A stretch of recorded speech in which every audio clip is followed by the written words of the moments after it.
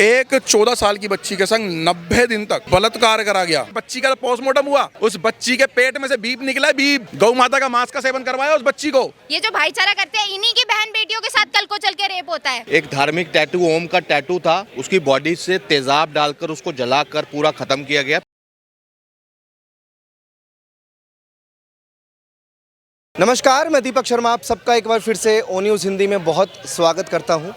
देखिए, उत्तर प्रदेश की अगर बात करें तो zero tolerance policy Uttar Pradesh में है और योगी राज में कहते हैं हर कोई सुरक्षित है। बुलडोज़र पॉलिसी भी चली हुई है, लेकिन उसके बावजूद भी हैवानों की हैवानियत कम होने का नाम नहीं ले रही है।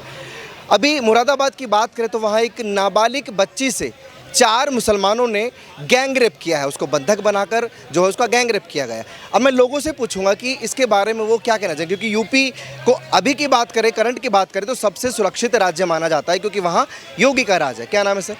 जय श्री राम, जय गौ माता की, भारत माता की जय। मेरा नाम विजय कट्टर हिंदू है।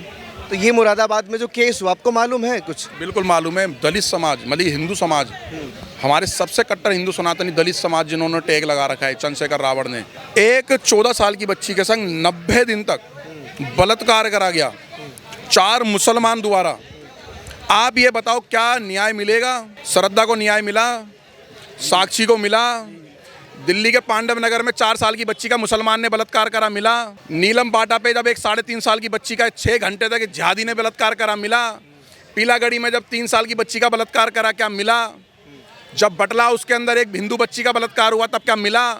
कैसे मिला? आपने किसी ने बलात्कार करा, उसको आपने मारा, कूटा, पीटा और उसके जो भी साक्ष्य मिले और आपने जेल में डाल दिया।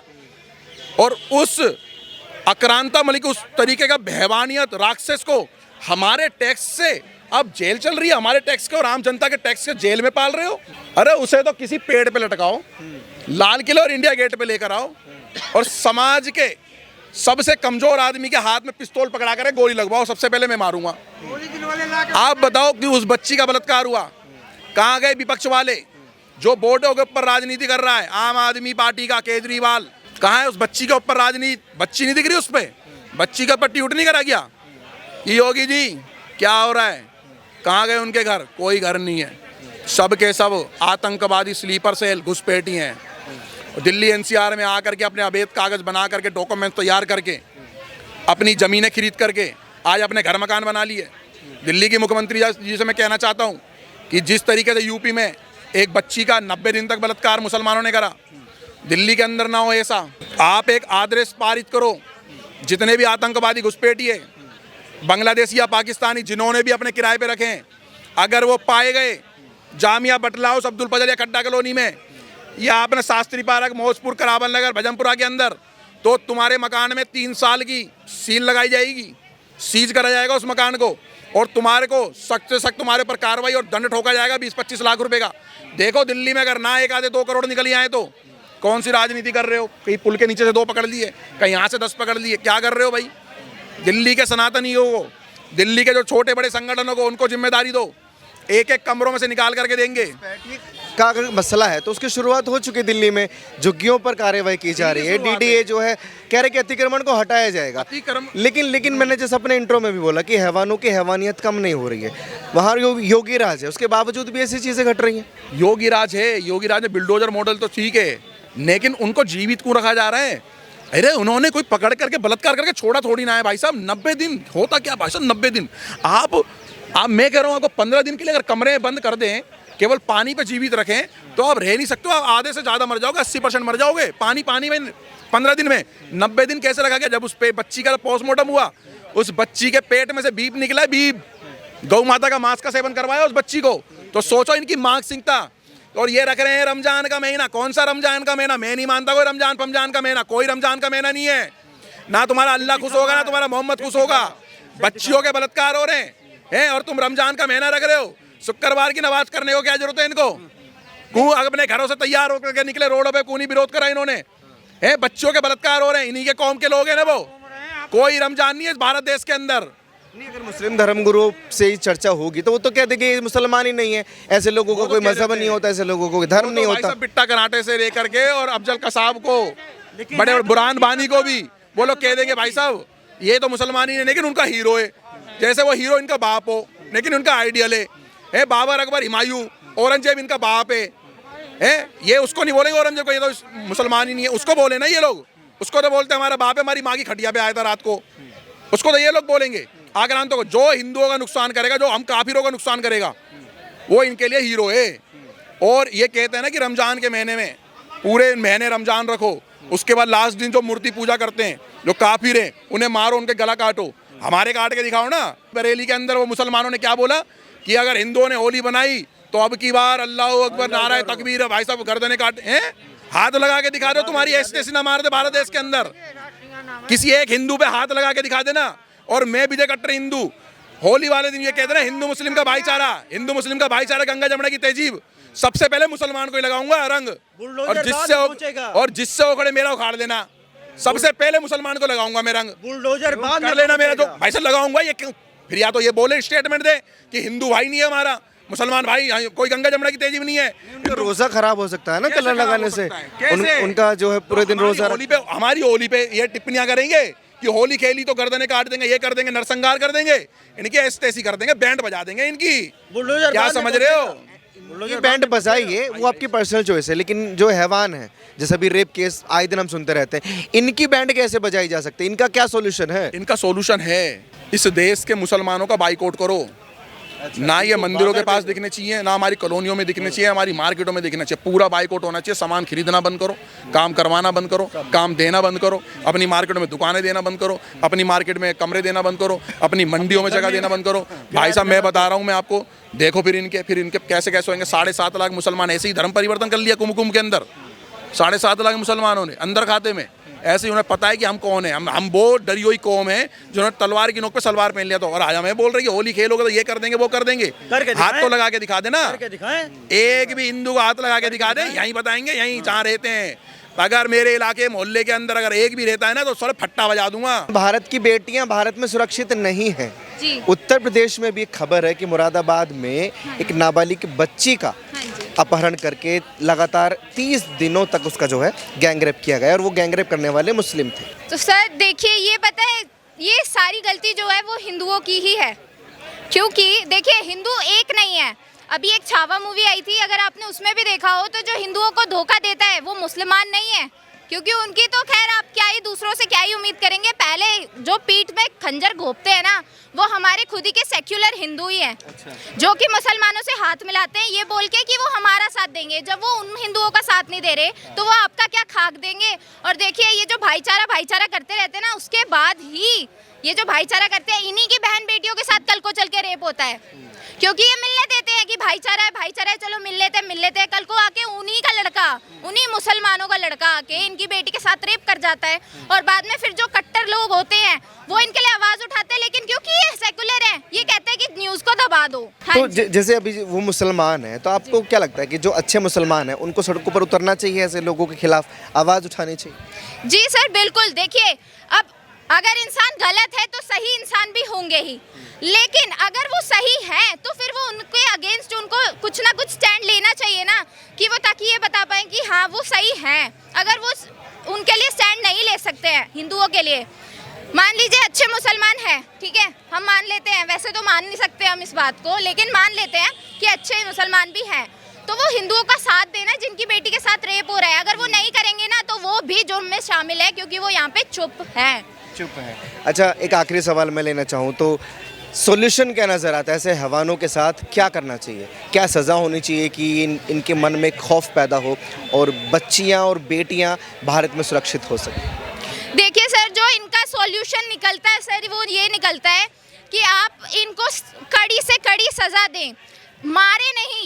ये फांसी पे लटका देते हैं ना, बहुत साल अटका के कि तारीख पे तारीख देख के ये जो कर देते हैं, फांसी दे देते, फांसी ना दें, मोरल शिक्षा दें, और इनके भाई बहनों के साथ कुछ ऐसा प्रताड़ित किया जाए, कुछ इनके साथ ऐसा किया जाए, इनको थोड़ा टॉर्चर करें, क्योंकि इन्हें जब टॉर्चर करेंगे ना, क्योंकि मारना नहीं है, क्योंकि सीधा मार देंगे तो इन्हें कोई कुछ नहीं होना, ये कहेंगे सिर्फ मर ही जाएंगे। ठीक है, बहुत शुक्रिया। केसर साहब ये बताइए, अब हम जब रेप केस सुनते हैं तो दिल तो सभी का दुखता है, लेकिन कुछ दिन तक जो है उसकी चर्चा होती है, फिर जो है पब्लिक भूल जाती है। अभी मुरादाबाद में बड़ी भयानक खबर आई है कि एक नाबालिग बच्ची का बंधक बनाकर 4 मुसलमानों ने रेप किया। 30 दिन लगभग 3 महीने, ये भी बताइए 3 महीने बीफ खिलाया गया है, एक धार्मिक टैटू, ओम का टैटू था, उसकी बॉडी से तेज़ाब डालकर उसको जलाकर पूरा ख़त्म किया गया। पूरी न्यूज़ बताइए आपने।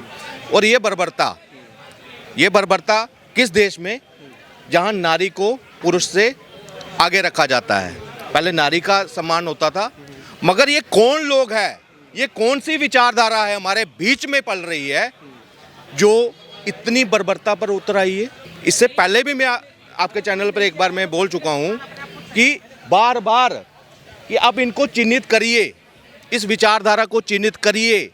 जो लोग औरंगजेब, मुगलों को अपना बाप समझते हैं यहाँ पे हिंदुस्तान में रहकर, ये उन्हीं के एक्ट हैं जो कभी बाबर ने, जो कभी अकबर ने, जो कभी शाहजहां ने, जो कभी औरंगजेब ने, जो कभी बहादुर शाह जफर ने यहाँ भारतीयों के साथ किया था ना। ये आज जो उनको अपना बाप समझते हैं वो आज वही एक्ट कर रहे हैं। उनको कोई कानून का डर नहीं है, उनको कुछ क्या होगा। वही चीज़ है कि एक काफिर को कम कर दिया, उस बच्ची के साथ ऐसी बर्बरता करने के बाद क्या है कि एक काफिर कम हो गया। जिस दिन ये, जब तक ये विचारधारा भारत में रहेगी ना, कोई भी अपने घर में सुरक्षित नहीं है। लेकिन बुद्धिजीवी तो ये बोल देते हैं ना कि इनका इस्लाम से कोई ताल्लुक ही नहीं है ऐसे लोगों का। ऐसे लोगों के वो वही बुद्धिजीवी, जमात वाले, जमाते इस्लाम, जमाते उलमा, जमाते ये फलाने, उनके लिए लीगल एड प्रोवाइड करेंगे, जैसे कन्हैया लाल के लिए की, जैसे उन गुजरात के बम ब्लास्ट के पीछे जो मतलब जिनको सजा ज़ाब्ता हो गया, उनके लिए लीगल एड कौन प्रोवाइड करता है? यही बुद्धिजीवी, इनके बुद्धिजीवी। ये 57 कंट्रियों से लेकर सारे एक हैं, उनको कभी क्रिटिसाइज नहीं किया। कश्मीर में नरसंहार से लेकर जितने भी दंगे यहाँ पे हुए, बलात्कार हुए, 35 टुकड़े हुए, सब कुछ हुआ। मुझे बताओ, ये जो बुद्धिजीवी अपने आप को कहने वाले, अपने पास सो कॉल्ड अच्छे मुस्लिम, सारे एक जैसे नहीं, वो कहाँ बिल में घुसे रहते हैं? देखिए, भारत का हिंदू अब सब्र खो रहा है और इसमें 1% मुसलमान हमें जिम्मेदार नहीं ठहरा सकते कि हमारा सब्र क्यों टूट रहा है।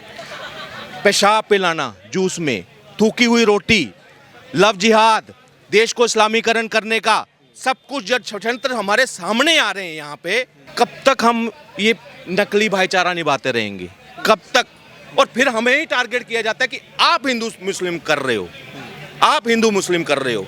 बेटियां बर्बाद हो रही हैं ना, रोज 2-2 साल की बच्चियां दिल्ली में, जो मतलब 24 घंटे खिलाता था एक ही चौल में रहने वाले मंगोलपुरी में। मैं घर गया हूँ उसकी बच्ची का, उसको पता भी नहीं है कि उसके साथ क्या बीतता है। और वो जब बच्ची उसको उठा रहे थे ना, पड़ोसी पता कहते अब बच्चे 2-2.5 साल की बच्ची को उठाकर कोई ले रहा हो, कोई शक करेगा उसके ऊपर? मगर वो अपनी गैरेज में लेकर उधर बंद कर बच्ची जब चिल्लाई तब जाकर खूनो खून, बाप कहता मैं देख नहीं पाया। और ये सोच, ऐसी बर्बरता करने वाले लोग आज के इस समाज में जिंदा हैं, हमारे बीच में पल रहे हैं। राक्षस, पुराना कोई सतयुग या उस टाइम का कहता, उनको इन्हीं लोगों को राक्षस की संज्ञा दी गई थी। मुझे एक बात बताइए, आप ऐसे लोगों को डायरेक्टली इस्लाम से जोड़कर देख रहे हैं कि इस्लाम इनको तालीम ऐसी दे रहा है तब इनकी बुद्धि भ्रष्ट हो रही है। लेकिन सवाल तो योगी सरकार पर भी खड़ा होता है, क्योंकि बड़ी पॉलिसी का जिक्र होता है पूरे भारत में कि योगी पॉलिसी बड़ी अच्छी है, ज़ीरो टॉलरेंस पॉलिसी है, बुलडोज़र पॉलिसी है। उसके बाद भी ऐसी घटनाएं अगर यूपी में हो रही हैं तो इंसान कैसे सेफ फील करे? अकेला योगी क्या करे? मदरसों से जहाँ से ये शिक्षा आ रही है, ये कट्टरता, धार्मिक कट्टरता जो भरी जा रही है उनको, उसको मदरसों पे बैन लगाएं, तब चिल्लाती है मीडिया मोदी जी ये कर गए, मोदी जी हिंदू मुस्लिम कर गए। जब कोई थूक को रोकने के लिए, थूक जिहाद को रोकने के लिए, गंदगी जिहाद को रोकने के लिए प्रयागराज में अगर बैन लगाया जाता है तब उनको क्रिटिसाइज़ किया जाता है। जब कोई विदेशी आक्रांतियों का चिन्ह जहाँ पे मिटाए जाते हैं, नाम मिटाया जाता है, तब आप उसको विकास के साथ देखते हैं, रोजगार के साथ जोड़ते हैं। असल में हमने जाना किस तरफ है? हमें देश का ये अपनी दिशा निर्धारित ही नहीं कर पा रहे हैं। क्यों? पीछे सेकुलरिज्म का वो लगा हुआ है। तो इसको अब जो है हमें ख़त्म करना पड़ेगा। एक साइड, एक इतिहास, एक विचारधारा आपको अपनानी पड़ेगी। अगर आप भारत में रह रहे हैं तो भारत का इतिहास लेना पड़ेगा। वो बाबर औरंगजेब उनका नहीं, ना उनकी विचारधारा चलेगी, तभी बेटियां सुरक्षित हो पाएंगी, तभी देश सुरक्षित हो पाएगा। अदरवाइज आप जितने मर्जी पुलिस लगा लो, सब कुछ लगा लो, अगर विचारधारा हमारे बीच में अगर ऐसे राक्षस आते रहेंगे ना, जो मानसिक तौर पर बीमार हैं, या धार्मिक सोल्यूशन होना चाहिए उनका। मुझे एक बात बताइए, जैसे में खबर है कि वो बेटी दलित थी, बच्ची दलित थी, तो चंद्रशेखर रावण बड़ी दलितों के लिए आवाज़ उठाते हैं। अभी तक कोई ट्वीट या अभी तक कोई कुछ नहीं होगा। एक नहीं बार बार मैं कहता हूँ साक्षी दलित थी यहाँ पे, जिसको खोप रहे थे ना, जब वो देखते हैं ना कि मारने वाला अब्दुल रहमान फलाना है ना, तो ये बिल में घुस जाते हैं, ये दिखेंगे भी नहीं, टिप्पणी तक नहीं करेंगे उनके ऊपर। अब क्या है यहाँ ये है, इनको भी बेनकाब करो जो दलितों के नाम पर करते हैं, एक होकर। अब बटना नहीं है, बट रहे हैं इसलिए कट रहे हैं।